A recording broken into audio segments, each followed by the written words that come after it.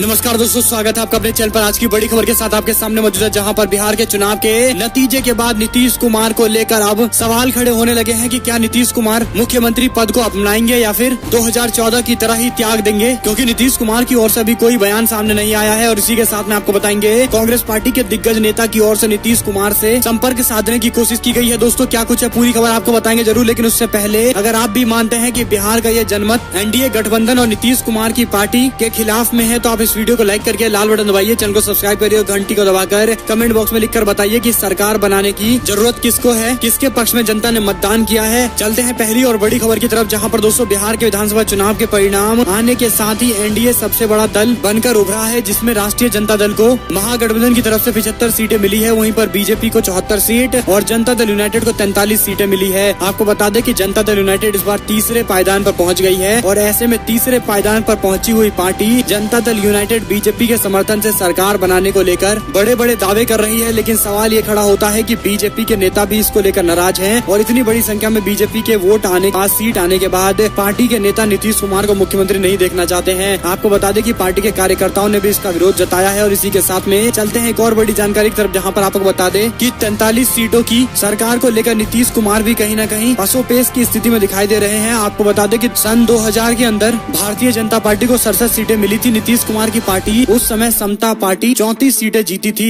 जिसके बाद सरकार केवल 7 ही दिन चल पाई। एक बात तय है कि राष्ट्रीय जनता दल और महागठबंधन के पास जबरदस्त मेजोरिटी है, केवल 12 सीटों की कमी है, जिसमें अगर आप निर्दलीय जोड़ देंगे तो 4 सीटों की कमी होगी। और कुल मिलाकर ये बड़ी जानकारी इसलिए भी है क्योंकि नीतीश कुमार इतनी कम सीटें होने के बाद अगर बिहार में सरकार चलाने की कोशिश करेंगे तो बीजेपी के दबाव में सरकार चलानी पड़ेगी। और इसी को लेकर अब कांग्रेस पार्टी के नेता दिग्विजय सिंह की ओर से बड़ा बयान सामने आया है, जिन्होंने खुले तौर पर नीतीश कुमार को ऑफर देते हुए कहा कि देश बचाना जरूरी है और नीतीश कुमार को अपने भतीजे तेजस्वी यादव का समर्थन करना चाहिए। आपको बता दें कि बिहार के चुनाव के परिणाम सामने आ गए हैं, और ऐसे चुनाव के परिणाम है जहां पर नीतीश कुमार बीजेपी के साथ अगर सरकार बनाते हैं तो सरकार चलाना संभव नहीं हो पाएगा, क्योंकि बहुत कम सीटें उनकी है। और ऐसे में दूसरा विकल्प यह है कि नीतीश कुमार सरकार बनाने से मना कर दे, और ऐसे में राष्ट्रीय जनता दल आसानी से सरकार बना सकती है। और तीसरा विकल्प यह है कि नीतीश कुमार जनता दल यूनाइटेड आरजेडी का समर्थन करके उनकी सरकार बनवाए। और ऐसे में दोस्तों देखना होगा कि आगे आने वाले दिनों के अंदर किस तरह की राजनीति रहती है, क्योंकि नीतीश कुमार बिल्कुल भी जल्दबाजी में नजर नहीं आ रहे हैं, जहां पर उन्होंने पूरे एक दिन बीतने के बाद भी चुनाव के नतीजे को लेकर कोई टिप्पणी नहीं की है, किसी नेता से कोई बात नहीं की है। और ऐसे में ये बड़ी जानकारी है, जहां पर कहा जा सकता है कि चुनाव के समीकरण के बाद अब क्या बेहतर स्थिति होगी, इसको लेकर चर्चाएं चल रही होगी। तो ऐसे में कांग्रेस पार्टी के नेता दिग्विजय सिंह की ओर से जो बयान सामने आया है, जिसमें उन्होंने नीतीश कुमार को भारतीय जनता पार्टी और आरएसएस को छोड़कर तेजस्वी यादव का समर्थन करने की बात कही है, इस पर और ज्यादा सियासत आगे देखने को मिलेगी। चलते हैं एक और बड़ी जानकारी की तरफ, जहां पर बिहार के चुनाव के नतीजे पर बोले गिरिराज सिंह, कहा आज नहीं तो कल राज्य के अंदर भारतीय जनता पार्टी का सीएम होगा।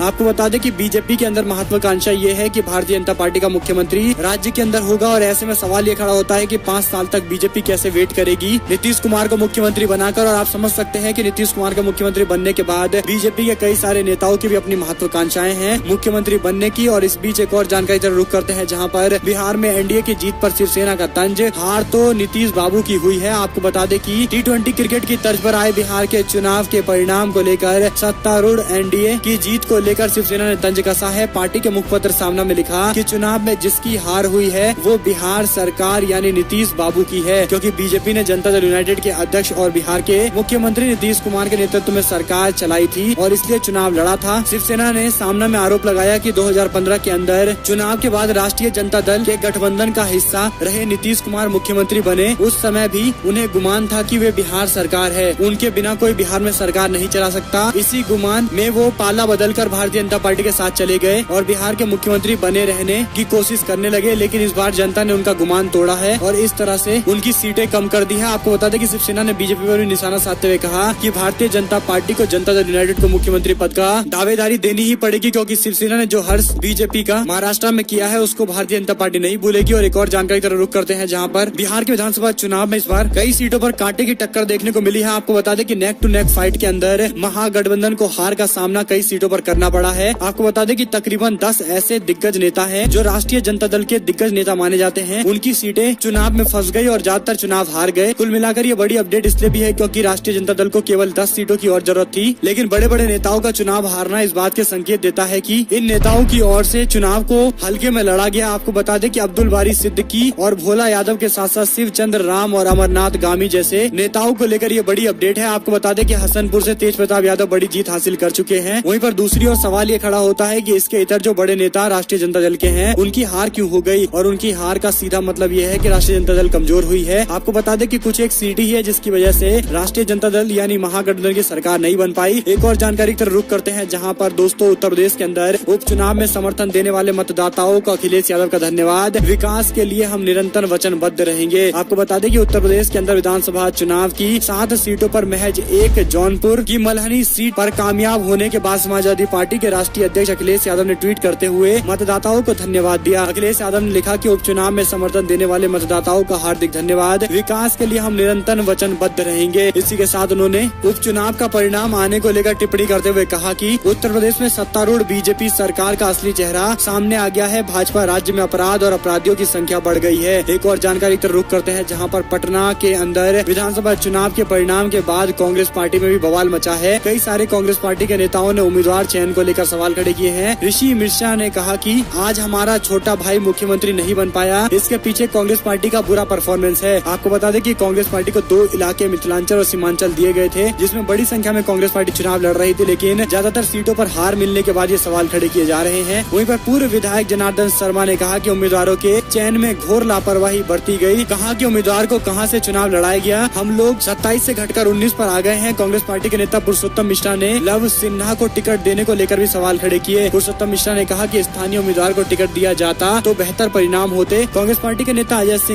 सिंह ने कहा कि अगर आला कमान हमारी फरियाद नहीं सुनता तो ऑल इंडिया कांग्रेस कमेटी में जाकर हम धरना देंगे। टिकट बंटवारे की जांच होनी चाहिए। और इस तरह से ये बड़ा घमासान मचता हुआ दिखाई दे रहा है कांग्रेस पार्टी में। आपको बता दें कि कांग्रेस पार्टी के आला कमान को जरूरी है कि फैसलों को सही से लिया जाए, और यहाँ तक कि आला कमान में भी अगर नेतृत्व की बदलाव की जरूरत हो तो उसको भी बदलना चाहिए। आपको बता दें कि लगातार कांग्रेस पार्टी से खबरें सामने आती रहती है, जहाँ पर पार्टी के नेता चुनाव जीतने की तैयारी नहीं करते हैं और चुनाव जीतने की जिज्ञासा नहीं दिखाते, और इसीलिए पार्टी चुनाव हार जाती है। एक और जानकारी से रुख करते हैं, जहाँ पर केवल 12 वोट से जीतते आरजेडी के विधायक जमकर हुआ है हंगामा। 12 वोट से हारे आरजेडी के विधायक जमकर हुआ है हंगामा। बिहार के नालंदा जिले के विधानसभा पर मतगणना के बाद जमकर हंगामा हुआ, जहां पर महज 12 वोट से आरजेडी के विधायक ने प्रशासन पर पक्षपात करने का आरोप लगाया है, जो 12 वोट से चुनाव हार गए हैं। इस दौरान नीतीश कुमार के खिलाफ जमकर नारेबाजी की गई। हंगामे की सूचना पर भारी संख्या में पुलिस बल भी मौजूद रही। आपको बता दें कि ये बड़ी अपडेट इसलिए भी है क्योंकि कई जगह पर धांधली की खबर सामने आई है। दरअसल दोस्तों, नालंदा की हिलसा विधानसभा के अंदर मतगणना शुरू होने के बाद आरजेडी के विधायक शक्ति सिंह यादव सुबह से ही बढ़त बनाए हुए थे। यहाँ से जेडीयू के प्रत्याशी कृष्ण मुरारी शरण से उनकी टक्कर चल रही थी। दोनों के बीच में बहुत अंतर नहीं था, लेकिन अंतिम चरण के अंदर मतदान में कृष्ण मुरारी शरण 12 वोटों से आगे निकल गए। जेडीयू के प्रत्याशी कृष्ण मुरारी शरण 61,848 वोट पा पाए। वहीं पर आरजेडी के शक्ति सिंह यादव इससे 12 सीटें कम रह गए। और एक और जानकारी पर रुख करते हैं, जहां पर आपको बता दें बिहार के विधानसभा चुनाव को लेकर चुनाव परिणाम आ चुके हैं, और ऐसे में बीजेपी के ही नेताओं ने पार्टी के सांसद के खिलाफ मोर्चा खोल दिया है। आपको बता दें कि चुनाव लड़कर हार चुके नेताओं ने अपने क्षेत्र के बीजेपी के नेताओं पर जमकर निशाना साधा है। दरअसल दोस्तों, भारतीय जनता पार्टी के नेताओं और कार्यकर्ताओं पर गंभीर आरोप लगाते हुए बीजेपी के अपने ही नेता दिखाई देने लगे हैं। जहां पर फेसबुक लाइव के जरिए औरंगाबाद से बीजेपी के प्रत्याशी रामाधार सिंह ने सांसद सुशील कुमार सिंह पर एक गंभीर आरोप लगाते हुए चुनाव हार का सारा ठीकरा सांसद पर फोड़ दिया। औरंगाबाद से भारतीय जनता पार्टी के टिकट पर चुनाव लड़ने वाले रामाधार सिंह की हार हो चुकी है। इसके बाद रामाधार सिंह ने औरंगाबाद के ही सांसद सुशील कुमार सिंह पर गंभीर आरोप लगाए हैं। भाजपा के प्रत्याशी रामाधार सिंह ने सांसद सुशील कुमार सिंह के उग्रवादी संगठनों से सांठगांठ के बाद कहते हुए कहा कि उन्हीं के दम पर वह चुनाव के अंदर अपने लोगों को फायदा पहुंचाने में लग गए। सांसद सुशील सिंह खुद भी अवैध रूप से हथियार रखते हैं, इस तरह का गंभीर आरोप उन्होंने लगाया है। एक और जानकारी तो रुख करते हैं, जहां पर दोस्तों नीतीश कुमार के सीएम पद को लेकर अभी भी संशय का भाव दिखाई दे रहा है। ऐसे में सवाल ये खड़ा होता है कि बीजेपी क्या नीतीश कुमार को मुख्यमंत्री बनाएगी या फिर कोई दूसरा रास्ता अपनाएगी। क्या कुछ भी बड़ी खबर सामने आएगी, हम आप तक लगातार एक एक करके पहुंचाते रहेंगे। आप लोग देख रहे थे आप लोग का अपना चैनल, और दोस्तों इसी के साथ में आप जरा कमेंट बॉक्स में लिखकर बताइए कि कांग्रेस पार्टी, लेफ्ट पार्टी और आरजेडी के अंदर सबसे बेहतरीन प्रदर्शन किसका रहा और किसको ज्यादा सीटें और मिलनी चाहिए थी। आप लोग के जो कुछ भी एनालिसिस है कमेंट बॉक्स में लिखिएगा जरूर। आप लोग देख रहे थे आप लोगों का अपना चैनल। जय हिंद, जय भारत, वंदे मातरम।